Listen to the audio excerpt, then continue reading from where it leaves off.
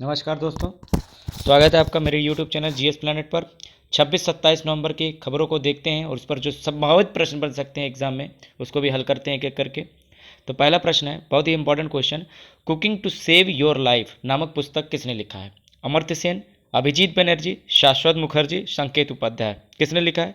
देखिए, इसका आंसर है अभिजीत बनर्जी। अभिजीत बनर्जी जी ने ये पुस्तक लिखा है। ठीक है, किसने लिखा है? अभिजीत बनर्जी। इसका आंसर हो जाएगा बी। आइए देखते हैं न्यूज़ को। ओ माय गॉड, वो पूरा तरह फाइल अपलोड नहीं हुई थी, फिलहाल इशू सॉल्व हो गया है। देखिए, ये पुस्तक का नाम है, क्या है? Cooking to save your life. Abhijit Banerjee ने ये पुस्तक लिखी। अब देखिए ये इंपॉर्टेंट क्यों है, क्योंकि अभिजीत बनर्जी कोई आम इंसान नहीं है, ये नोबेल लॉरिएट्स हैं। नोबेल लॉरिएट्स का मतलब होता है नोबेल पुरस्कार विजेता।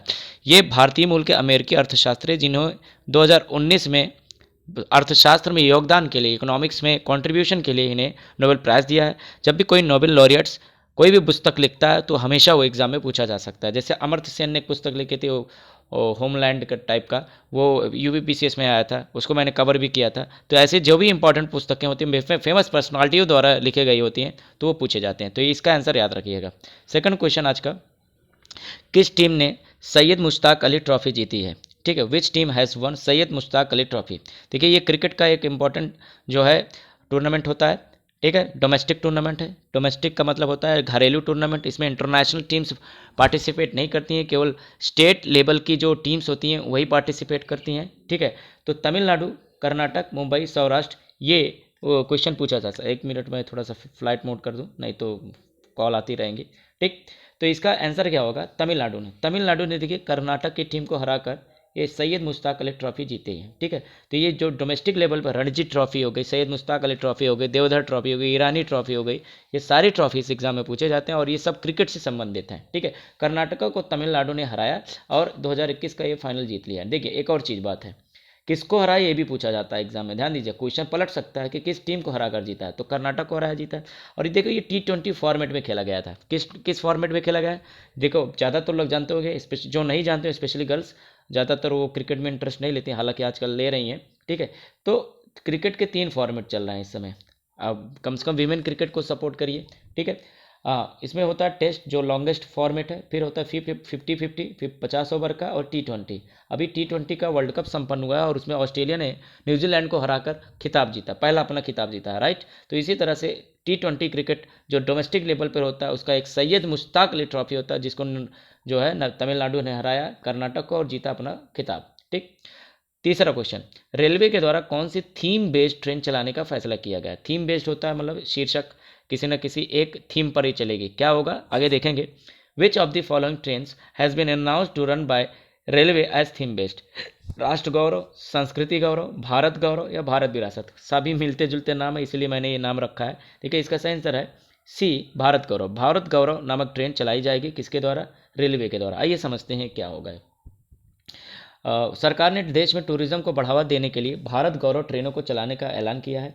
प्राइवेट और IRCTC, Indian railway catering tourism corporation द्वारा चलाई जाने वाली इन ट्रेनों के बारे में रेल मंत्री अश्विनी वैष्णव, एग्जाम में प्रश्न बनेगा कि रेलवे मिनिस्टर कौन है? अश्विनी वैष्णव ने जानकारी दी कि 180 से अधिक भारत गौरव ट्रेनों का संचालन किया जाएगा। देश के पर्यटन के बारे में जानकारी देने के लिए चलाई जाने वाली भारत गौरव ट्रेनों के लिए प्राइवेट कंपनियों को किराया, थीम और सुविधाएं समेत तमाम चीज़ें खुद से तय करने का अवसर मिलेगा और यह कोई रेगुलर ट्रेन नहीं होगी, थीम बेस्ड चलेगी। समझ में आया?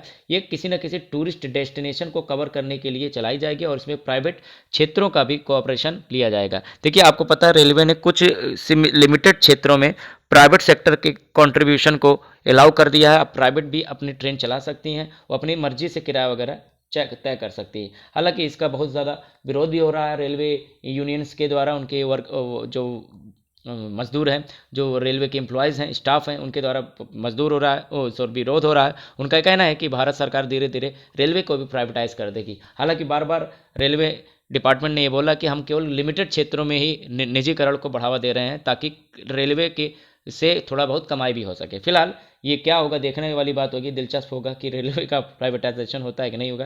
फिलहाल कितनी ट्रेनें होंगी ये सब पूरा आप डिटेल पढ़ लीजिएगा। ठीक है, मैंने आपको बता दिया ये थीम बेस्ड होगी, टूरिज्म को प्रमोट करने के लिए और टूरिस्ट डेस्टिनेशन को कवर करेगी और प्राइवेट इंडस्ट्री के कोऑपरेशन से चलाई जाएगी। इसका नाम होगा भारत गौरव और इससे 180 ट्रेन चलाई जाएंगी देश में। जनवरी में पहला ट्रेन चलेगा। ठीक। अगला चौथा क्वेश्चन है, किस राज्य में सर्वाधिक इंटरनेशनल एयरपोर्ट है? Which Indian state has the maximum number of international airports? Maharashtra, Gujarat, Karnataka या उत्तर प्रदेश? सही आंसर इसका होगा डी। डी में सबसे ज़्यादा 5 इंटरनेशनल एयरपोर्ट हो चुके हैं। और ये कैसा हो गया है? अभी शिलान्यास हुआ है मोदी जी के द्वारा। आपको पता है इस समय उत्तर प्रदेश में चुनाव होने वाले हैं, तो जितने जल्दी जल्दी हो सके शिलान्यास और आधारशिला, फाउंडेशन स्टोन जो भी करना है कर लीजिए, क्योंकि बहुत जल्द क्या होगा, नोटिफिकेशन आ जाएगा एक महीने के अंदर, और उस समय उसके बाद जो है कोई नई घोषणाएं नहीं हो सकी। इसलिए उत्तर प्रदेश में इस समय आप देख रहे होंगे बहुत तेज़ी से पॉलिटिकली चीज़ें चल रही हैं, घटित हो रही हैं। तो PM Modi less foundation stone of जेवर एयरपोर्ट। देखिए जेवर एयरपोर्ट ये पश्चिमी उत्तर प्रदेश के नोएडा ज़िले में है, ठीक है, ग्रेटर नोएडा में ये बनाया जा रहा है। ये एक बहुत बड़ा एयरपोर्ट होगा। आप आई थिंक ये क्या है, यहाँ पर लिखा होगा कि एशिया का सबसे बड़ा इंटरनेशनल एयरपोर्ट बनने जा रहा है। समझ में आया? एशिया का सबसे बड़ा, एशिया का, ये बहुत बड़ी बात होती है। और इसका रेलवे एयरपोर्ट बनाने का उद्देश्य है कि दिल्ली पर बहुत ज़्यादा वर्कलोड है, बहुत ज़्यादा फ्लाइट का जो है लोड है, जिसकी वजह से उसकी जो ट्रैफिक फ्रीक्वेंसी है वो बहुत ज़्यादा घट गई है। ट्रैफिक फ्रीक्वेंसी का मतलब होता है कि भैया एक प्लेन और दूसरे प्लेन के टेक ऑफ और लैंड करने के बीच में जो समय अंतराल है वो धीरे धीरे घटता जा रहा है, क्योंकि फ्लाइट्स की संख्या बढ़ती जा रही है। इसलिए दिल्ली से रेलवे बोल मेरे मुँह से निकला, दिल्ली एयरपोर्ट से जो है लोड हटाने के लिए उसके पास ही नोएडा में एक इंटरनेशनल एयरपोर्ट बनाया जा रहा है, जेवर में। कहाँ पर? जेवर में, ठीक है। तो जेवर को मिलाकर अब उत्तर प्रदेश में 5 इंटरनेशनल एयरपोर्ट हो गए। पहले लखनऊ था इंटरनेशनल एयरपोर्ट, फिर जो है गोरखपुर था, तीसरा क्या था जो है कुशीनगर, अभी आपको पता होगा कुशीनगर खुला है, ठीक है, और चौथा वाराणसी था, और पांचवा क्या हो गया है? नोएडा, यानी कि जेवर। तो जेवर, कुशीनगर, गोरखपुर, लखनऊ और वाराणसी, ये मिलाकर 5 इंटरनेशनल एयरपोर्ट हो गए। इंटरनेशनल एयरपोर्ट का मतलब जहाँ से अंतर्राष्ट्रीय सेवाएं शुरू मतलब प्रारंभ होती हैं, मतलब किसी न किसी अन्य देश को आपको फ्लाइट जाने के लिए सुविधा मिलेगी, ठीक है।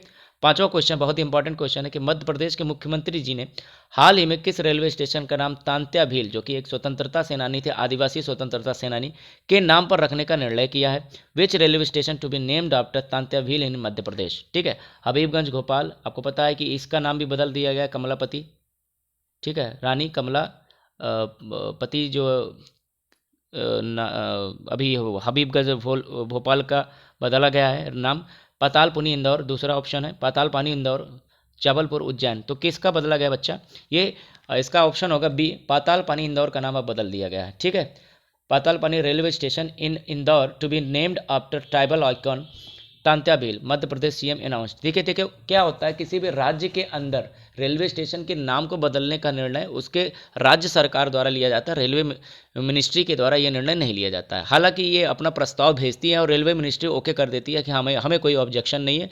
जब वो अपनी नो ऑब्जेक्शन का जो इजाज़त दे देता है कि भैया we do not have any objection, then जो स्टेट गवर्नमेंट होती है वो प्रोसीड कर जाती है, आगे बढ़ जाती है, ठीक है। इस तरह से नाम बदले जा रहे हैं। आपको पता है आदिवासियों के जो आइकॉन रहे हैं, जैसे अभी आपको पता होगा गोंड के आइकॉन रही हैं रानी कमलापति, तो उनके नाम पर जो है भोपाल का रेलवे स्टेशन रख दिया गया। अब जो है एक और आइकन तांत्या भील, उनके नाम पर इंदौर का ये रेलवे स्टेशन का नामकरण हो रहा है। तो कहीं ना कहीं ये आदिवासियों को लुभाने का एक तरीका है, ठीक। फिलहाल ये जो गौरव प्रदान करते हैं ऐसे नायक, उनको सम्मान मिलते रहना चाहिए, इस पर कोई डाउट नहीं है। देखिए आदिवासी नायक तांत्या भील, जिनके नाम पर मध्य प्रदेश में होगा रेलवे स्टेशन, ये क्यों, कौन है? देखिए आदिवासियों के लिए भारतीय रॉबिन हुड के नाम से फेमस है।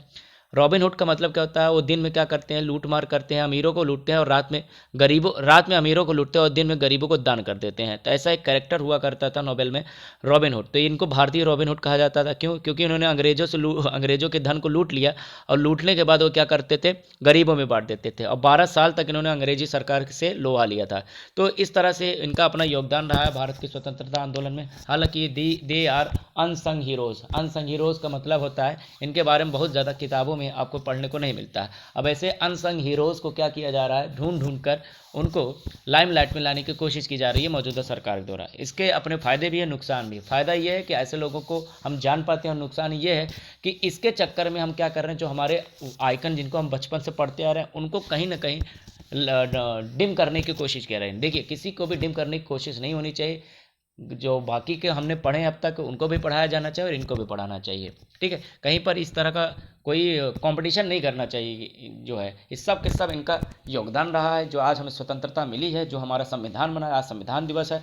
ठीक है, तो ये सारा का सारा जो है कहीं ना कहीं बहुत सारे लोगों का योगदान रहा है। ठीक है, हम सबको सम्मानित करना चाहिए हमें। ठीक है, तो तात्या भील के बारे में ये चीज़ थी। अगला छठा क्वेश्चन, प्रत्येक 2 वर्षों में दोस्ती नामक त्रिपक्षीय सैन्य अभ्यास किन देशों के बीच संपन्न होता है। इस क्वेश्चन को मैं पहले भी कवर कर चुका हूँ, 1 हफ्ते पहले वो न्यूज़ आई थी। अब चूंकि ये दोस्ती एक्सरसाइज संपन्न हो रही है तो यहाँ पे भी क्वेश्चन बन सकता है। ठीक है, इसलिए मैंने रिपीट कर दिया। दोस्ती या बाइनियल मतलब 2 वर्षों में होने वाले को आयोजन को बाइनियल बोलते हैं और 1 साल में एनुअल। ठीक है, तो दोस्ती अब biennial trilateral exercise to be conducted among which countries, Bharat Bangladesh Sri Lanka, Bharat Bangladesh Maldives, Bharat Sri Lanka Maldives या श्रीलंका मालदीव ओमान। देखिए इसका सही आंसर होगा सी, भारत श्रीलंका और मालदीव। ये 3 देशों के साथ मिलकर ये ट्राइलेटरल एक्सरसाइज होता है। ठीक है, ट्राइलेटरल मतलब त्रिपक्षीय एक्सरसाइज होता है। नेवीज का भारत के, ध्यान दीजिए नेवीज का यहाँ पे लिखा हुआ, नेवीज का नहीं है, देखिए कोस्ट गार्ड का है। किसका है? Coast guard. कोस्ट गार्ड मतलब होता है तटरक्षक बल। किसका किसका दोस्त जो है इंडिया का, मालदीव का और श्रीलंका का, Indian coast guard. Coast guard का काम क्या होता है? देखिए ये समुद्री पुलिस होती है। समुद्री पुलिस का मतलब क्या हुआ, जैसे स्टेट में पुलिस होती है वो जो है सुरक्षा के लिए लगाई गई होती है, उसी सीमा की जो हमारी जो क्या कहते हैं कोस्टल बॉर्डर्स हैं, हमारी जो समुद्री सीमाएं हैं उसकी सुरक्षा के लिए एक कोस्ट गार्ड लगाए गए होते हैं। ठीक है, समझ में, ये समुद्री पुलिस होता है। ठीक, और ये श्रीलंका का भी है, मालदीव का भी है। तीनों मिलकर क्या करते हैं, दोस्ती के नाम से सैन्य अभ्यास करते हैं। समझ में आ गया? और ये पिछले कई वर्षों से हो रहा है। ये 15वां एडिशन है, ध्यान दीजिएगा, it is the 15th edition, 15वां संस्करण है। ठीक, समझ में आ गया? हाँ, तो देखिए इंडियन कोस्ट गार्ड के बारे में बता दें। Indian coast guard is a maritime law enforcement and search and rescue agency. कुल मिला वही बताया, समुद्री पुलिस की तरह ये काम करती है। ठीक है, इसका गठन हुआ था 1 फरवरी 1977 में और ये मिनिस्ट्री ऑफ डिफेंस के अंदर आती है, जाहिर सी बात है। और इस समय डायरेक्टर जनरल इसके कौन है? कृष्णा स्वामी नटराजन। कृष्णा स्वामी नटराजन इंडियन कोस्ट गार्ड यानी आरसीजी के ये चीफ हैं। क्लियर है? समझ में? इसका मोटो भी है, स्लोगन है वयम रक्षाम, मतलब हम सब मिलकर रक्षा करेंगे, वी प्रोटेक्ट। ठीक, बाकी हिंदी में पढ़ लीजिएगा। 7वां क्वेश्चन आज का बहुत ज़्यादा इंपॉर्टेंट, राष्ट्रीय दुग्ध दिवस कब मनाया जाता है? National milk day is observed on which day? 24 नवंबर, 25 नवंबर, 26 नवंबर, 27 नवंबर। तो सही आंसर इसका क्या है? 26 नवंबर। 26 नवंबर को राष्ट्रीय दुग्ध दिवस यानी नेशनल मिल्क डे मनाया जाता है। आइए देखते हैं क्यों। देखिए क्या हुआ है कि 26 नवंबर को एक महान व्यक्ति का जन्म होता है, जो जन्म दिवस होता है, उनका नाम है वर्गीज कुरियन। वर्गीज कुरियन जिन्हें फादर ऑफ क्या बोला गया है? फादर ऑफ व्हाइट रेवोल्यूशन, श्वेत क्रांति के जनक बोला गया है। क्या बोला गया है? श्वेत क्रांति के जनक, फादर ऑफ व्हाइट रेवोल्यूशन। क्यों? भारत में देखिए क्या होता है, 1960 के बाद देश में खाद्यान्न का संकट था। खाद्यान्न के संकट को बढ़ावा देने के लिए जय जवान जय किसान का नारा दिया गया था। तत्कालीन प्राइम मिनिस्टर कौन थे? लाल बहादुर शास्त्री जी के द्वारा। और उसी समय लाल बहादुर शास्त्री जी ने वर्गीज कुरियन को भी ये बोला कि थोड़ा सा मिल्क प्रोडक्शन पे भी ध्यान दिया जाए, क्योंकि अनाज से हमें कार्बोहाइड्रेट मिलेगा और प्रोटीन की भी ज़रूरत होगी, तो प्रोटीन दूध से मिल जाया करेगा। तो दूध के उत्पादन में क्रांतिकारी बदलाव लाया वर्गीज कुरियन ने, और ये भारत रत्न भी हैं। ठीक है, इनका योगदान बड़ा ही सराहनीय रहा है। तो एग्जाम में पूछा जा सकता है फादर ऑफ व्हाइट रेवोल्यूशन। ठीक है, या और उसको बढ़ाने के लिए उन्हें क्या चलाया था? Operation flood. क्या चलाया था? ऑपरेशन फ्लड यानी दुग्ध क्रांति। दुग्ध क्रांति चलाई थी, ऑपरेशन फ्लड चलाया था। और साथ ही साथ इनको क्या बोला जाता है? व्हाइट रेवोल्यूशन के जनक कहा जाता है, वर्गीज कुरियन को। ठीक है, इनका जन्म दिवस होता है 26 नवंबर को, और इसीलिए पूरे देश में दूध की महत्ता को बढ़ावा देने के लिए, दूध के उपभोग को बढ़ावा देने के लिए ये जो है अवेयरनेस फैलाने के लिए नेशनल मिल्क डे ऑब्जर्व किया जाता है। समझ में आ रहा है? क्लियर है? दूसरी बात, ये आंदोलन कब चला था? 1970 के बाद। ठीक है, 1970 के आसपास ये आंदोलन चला था व्हाइट रेवोल्यूशन का, और ऑपरेशन फ्लड चलाया गया था। ठीक है, बाकी ये पढ़ लीजिएगा। 8वां क्वेश्चन आज का लास्ट, श्रम मंत्रालय के द्वारा मजदूरी दर सूचकांक का नया आधार वर्ष क्या होगा? Which will be the base year for newly announced wage rate index labour ministry? 2014, 15, 16, 17। सही आंसर क्या है? सी, 2016। कुछ लोगों को पेट में हुआ होगा दर्द, ये है क्या? समझाने की कोशिश करें। Government releases new series of wage rate index. देखिए क्या होता है कि वेज रेट इंडेक्स क्या होता है कि भारत सरकार का जो लेबर मिनिस्ट्री है यानी श्रम मंत्रालय, वो क्या करता है?